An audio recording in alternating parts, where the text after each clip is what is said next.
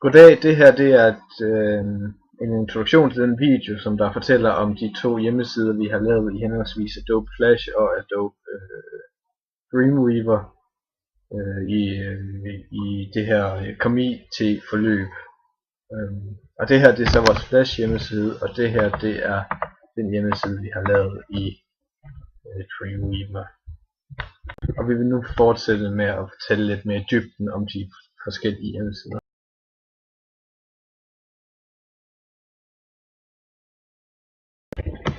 Ja, vores formål med denne hjemmeside via Dreamweaver, det er at vi vil reklamere for et lille tømmerfirma i Ommestrup, og vi skal helst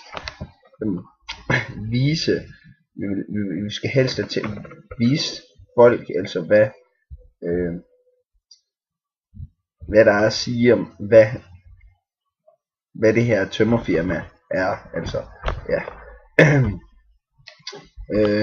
Den er delt op i 3 sider. Der er forsiden som hjem, så er der om dem, og ja, altså hvad de er, og så er der kontakten, og ja, navigationen og brugervenligheden, den er rimelig simpel. Altså der skulle ikke være så meget i det. Den er nem, den er delt op i 3 ting, og brugervenligheden, det skulle ikke være så svært. Det er nemt at finde rundt i. Her står noget tekst, altså står hvad de er, velkommen hjem, så kan du altid gå tilbage, du kan altid trykke frem og tilbage, og der er kontakten, så ved du, ja, det er her hvor du ringer til telefonen. Ja, det er da meget nemt. Et billede der ikke, billeder hvor det ikke går ud over så meget,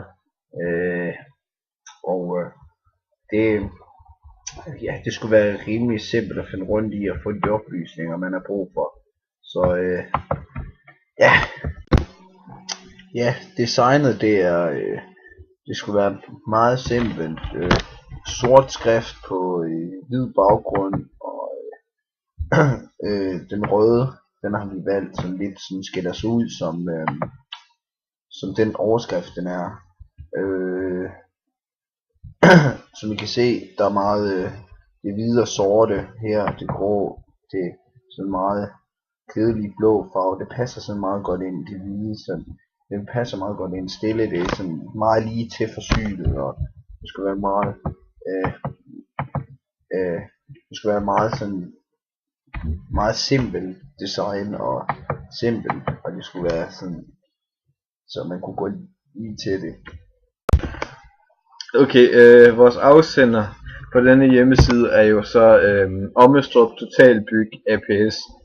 Det vil vi gøre med hjemmesiden. Det er selvfølgelig, den skal være meget simpel for at kunne henvende sig bedst til kunderne. Altså de skal jo bare, de har et eller andet der er gået i stykker, eller måske vil de have en tilbygning eller noget lignende, og det er jo bare det de gerne vil have fikset. Så de skal bare have at vide, det her firma, det er nogen de kan stole på, de laver kvalitetsarbejde, og de er nemme at få fat på at tale med, og de er nogle venlige personer osv. Så det er det vi har prøvet på at give dem der ser hjemmesiden et indblik af, altså at der er nogle glade tegninger for at vise at det er nogle venlige personer, og det tekst vi har brugt, der prøver vi også på at vise at de her de er venlige. Det samme med det der lille område vi har kaldt om os. Der står også lidt om firmaet for at fortælle og gøre dem lidt mere troværdige.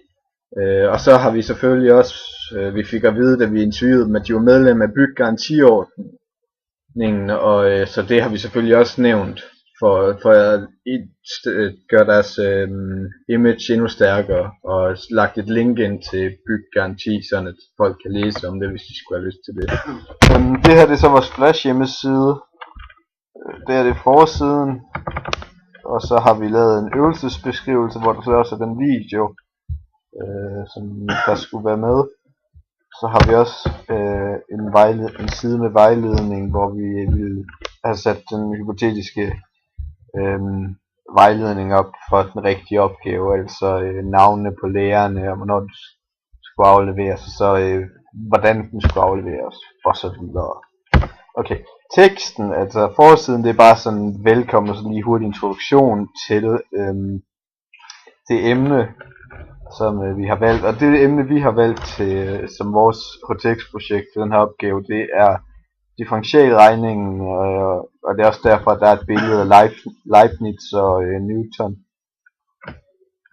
her på forsiden, eller som billede på alle siderne. Som video, der har vi så valgt en ting, som jeg har lært fra fysik, der hedder det skrå kast, hvor man så vil kunne lave en parabel, som der følger boldens linje, og så har vi så lavet som opgave, at man skulle gå ind og bruge det program, vi også kender fra fysik, der hedder Logger-Pro, til at lave denne parabel, sådan at man kan finde en tangent til et punkt i denne parabel, som man kan bruge differentialregningen og lære noget ud fra det, hvis man kan finde ud af det. Okay, det var så formålet med hjemmesiden. Et andet punkt, vi skulle gå ind på, det var navigationen og brugervenligheden, og det vil jeg nu sige, at den her hjemmeside er meget brugervenlig. Den er ikke særlig svær at kunne finde ud af. Der er 3 sider, og titlen på dem beskriver meget grundigt, hvad de egentlig går ud på. Så det burde den ikke være med at sige. Okay, det var det om brugervenligheden. Designet på hjemmesiden, det er et meget simpelt design med sådan, vi har prøvet lidt med farver, som der går sådan lidt i kontrast med hinanden, så det ser lidt pænt ud. Altså vi har brugt meget simple farver, bare sort, hvid og grå, men de passer som sådan godt sammen. Og så har vi selvfølgelig gjort sådan, at man kan se teksten på den sorte baggrund ved at gøre teksten hvid på alle 3 undersider. Afsender og modtager til vores Flash hjemmeside er jo, der stod, at det skulle være førsteårs elever eller andenårs elever, og vi har valgt at gøre det til elever på vores egen alder, som vi bedre selv kunne relatere til at lave noget, der var bedre. Så vi har igen valgt at gøre det rimelig simpelt. Vi forklarer bare lige hurtigt, hvornår det skal afleveres, hvordan det skal afleveres, sætte op, så man kan se, hvem der er ens vejleder, og så videre og så videre. Og så har vi lavet en øvelsesbeskrivelse, som der forklarer rimelig simpelt, hvad det er, de skal gøre, men stadig på en måde, der gør, at man ved, hvad det er, man skal lave, så man ikke sidder i tvivl om det. Sammen med videoen, det er også en rimelig simpel opgave, og vi forklarer igen simpelt, men stadig godt nok til, at man ikke er i tvivl om, hvad man skal lave. Så ja. Load-tider, der stod noget om i projektoplægget, at vi skulle have noget om load-tider. Så load-tider, okay. Optimering af load-tider. Først og fremmest så kan man selvfølgelig opdatere sit hardware, altså gøre sin hardware bedre, så det hele foregår hurtigere. Men det er jo meget dyrt, så der er en anden metode, der hedder optimering, hvor det går ud på, at når man har mange små filer, det tager længere tid at flytte mange små filer end en stor fil. Så hvis man laver alle de små filer om til en stor fil, så bliver load-tiderne jo minimeret. Man kan også, der er sådan en funktion i browser, der hedder cache, som der gør, at hvis hjemmesiden ikke ændrer sig hele tiden, så kan den gemme hjemmesiden som sådan at den ikke skal loades helt forfra hver gang, hvilket jo igen gør den meget hurtigere. Så det er et eksempel på optimering af load-tider.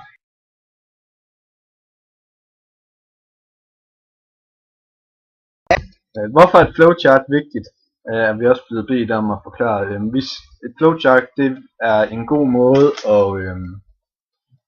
at tjekke sin arbejdsproces på, eller komme op med forskellige løsninger til et problem. Altså du ser på problemet, og så går du igennem de forskellige muligheder for, hvad problemet kunne være, og hvordan man kunne løse det.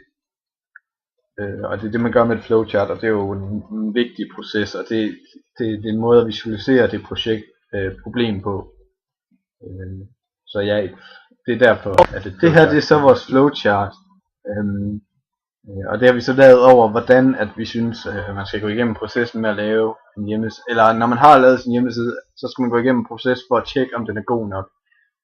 Og det har vi lavet ved, at først så synes vi, man skal tjekke indholdet, og så skal man så, synes man indholdet det er fint nok, passer det til den målgruppe, man har sat? Nej, så må du tilpasse indholdet, og ja, så går du bare videre. Så synes vi også, at det er vigtigt, at man laver kildekritik. Så hvis man ikke har gjort det, så skal man selvfølgelig foretage det, og hvis man har gjort det, så kommer man bare videre til næste trin. Og det er, om hjemmesiden er brugervenlig. Hvis den ikke er det, så bliver man jo nødt til at lave den brugervenlig, fordi en hjemmeside skal være brugervenlig for at kunne nå ordentligt ud med sit budskab og sin betydning. Hvis den er brugervenlig, eller hvis man har lavet den brugervenlig, så går man videre til det sidste, og det er om designet, altså udseendet, farverne osv., de passer. Hvis de ikke gør det, så fikser man selvfølgelig det. Og hvis de gør det, så synes vi, at man har lavet en acceptabel hjemmeside. Det er det, vi har gjort med vores flowchart.